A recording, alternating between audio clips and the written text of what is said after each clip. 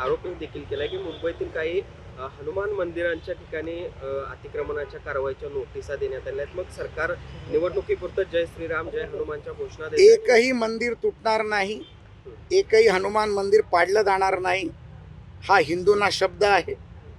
ज्या पद्धतीमध्ये मस्जिदींवरचा अनधिकृत मस्जिदीवरचा विषय नितेश राणे आणि मी उचलला, मुंबईमधल्या जवळजवळ 12 मस्जिदी पाडण्याचं ज्याच्यासाठी आम्ही नोटिसी दिल्या, आणि ते देखील मी फार स्पष्ट करतो, मस्जिदीचं जे जुनं स्ट्रक्चर होतं त्याबद्दल आमचा कुठलाही आक्षेप नव्हता, परंतु त्याच्यावरती 3-3, 4-4 मजले वाढवून कोविडच्या काळात ज्या प्रकारे वाढवले गेले, ज्यामध्ये वेगवेगळ्या प्रकारचे रॅकेट्स चालवले जातात, त्याला आमचा विरोध आहे. काय उद्धव ठाकरेंना त्या मस्जिदवाल्यांची बाजू घ्यायची आहे का, ती त्यांनी स्पष्ट करावी.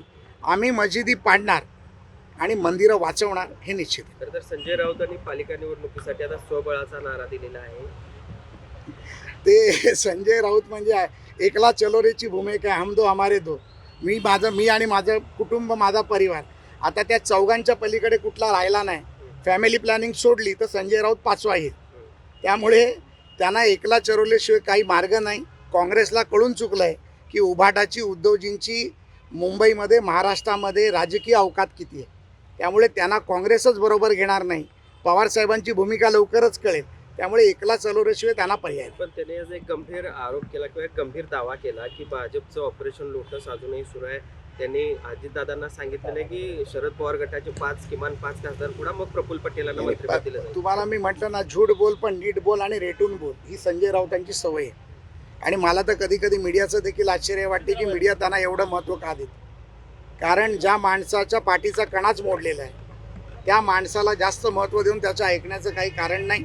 भारतीय जनता पार्टी देशामध्ये सक्षम आहे, राज्यामध्ये सक्षम आहे. राज्यातल्या जनतेने लोकसभेमध्ये माननीय मोदीजींना जो मॅन्डेट दिला नाही, तो मॅन्डेट त्यांनी विधानसभेत मोदीजींवर विश्वास ठेवून दिला, देवेंद्रजींवर ठेवला, एकनाथरावजींवर ठेवला, अजितदादावर ठेवला आणि महायुतीवर ठेवला, हिंदुत्वावर ठेवला. त्यामुळे मला वाटतं की आम्हाला कुठलंही लोटस ऑपरेशन करण्याची गरज नाही. या देशातली जनता ही मोदीजींच्या मागे आहे आणि 29मध्ये देखील पुन्हा एकदा भाजपाचं सरकार. पवार कुटुंबामध्ये सुनंदा पवार यांनी आज वक्तव्य केलं आहे की अजित पवार आणि शरद पवार यांनी कुटुंब म्हणून एकत्र येण्याची आता गरज आहे आणि किमान वाढदिवसाच्या निमित्तानं त्याची सुरुवात होते असं वाटतं. नाही, मला वाटतं की कुटुंब म्हणून प्रत्येकाने एकत्र राहिलाच पाहिजे. मग इव्हन ठाकरे कुटुंब असेल किंवा पवार कुटुंब असेल किंवा कोणाचंही कुटुंब असेल, राजकारणातले मतभेद हे राजकारणाच्या निवडणुकीपुरते आणि पक्षांतरांपुरते असतात. त्यामुळे निवडणुकीनंतर जर कोण कोणाला भेटत असेल, कोणाच्या घरी भोजनाला जात असेल, कोणाला सदिच्छा भेट देत असेल, तर त्याच्यावरती कुठलाही राजकीय आक्षेप घेणं हे माझ्यासारख्या कार्यकर्त्याला योग्य वाटत नाही. आम्ही विरोधी पक्षात असलो तरी माननीय शरद पवार साहेबांना शरद पवार साहेबच म्हणतो, उद्धव साहेबांना उद्धवजीच म्हणतो. परंतु ज्या वेळेला त्यांची राजकीय भूमिका ही हिंदुत्वाच्या विरोधातली असते, त्यांची राजकीय भूमिका ही महायुतीच्या विरोधातली असते, त्यांची राजकीय भूमिका भाजपाच्या विरोधात असते, तेव्हा आमचा त्यांना राजकीय विरोध असतो. त्यामुळे कुटुंब एक राहिलं पाहिजे आणि आपलं मुळा ब्रीद वाक्यच आहे कुटुंब वत्सलम.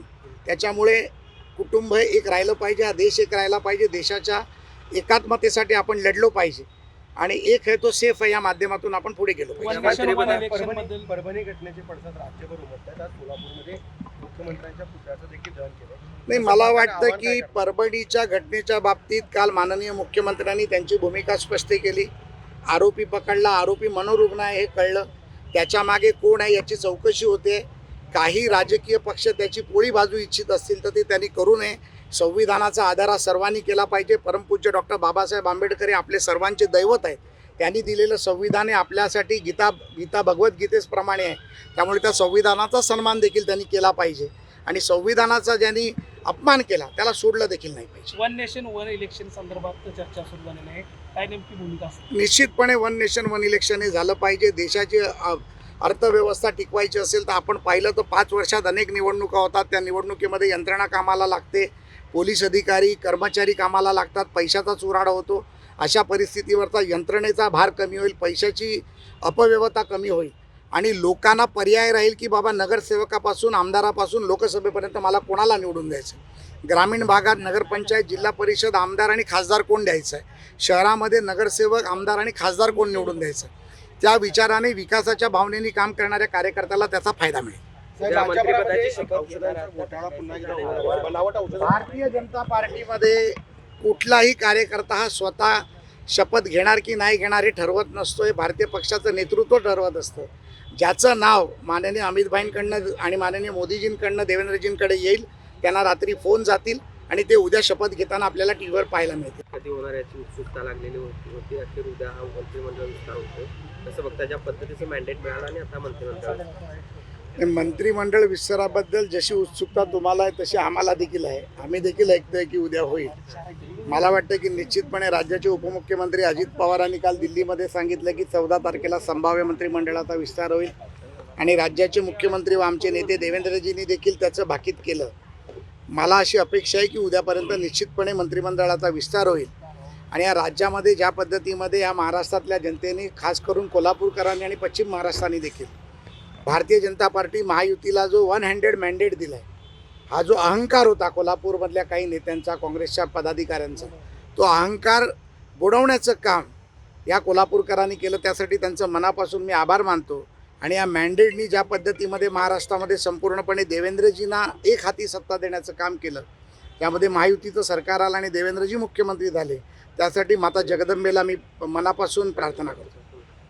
खरं तर काल पवार साहेबांचा वाढदिवस होता आणि या निमित्तानं ज्या भेटीगाठी झाल्या त्यामुळे एक चर्चा सुरू झालेली आहेत. कसं बघताय?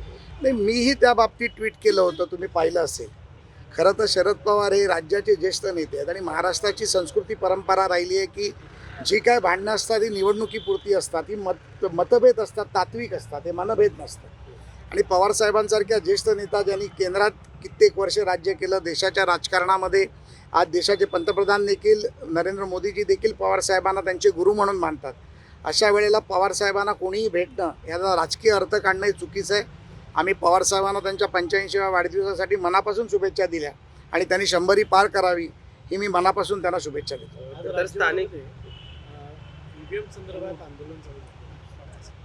नाही, कसं बघा, लोकसभेमध्ये ज्या पद्धतीमध्ये संविधान बचाव या प्रकारचा नेरेटिव्ह सेट केला, आता हरल्यानंतर लोकांनी मॅन्डेट दिलेला नाही ह्या लक्षात आल्यानंतर EVMवरती या महाविकास आघाडी किंवा इंडी गठबंधनचा फोकस झालेला आहे.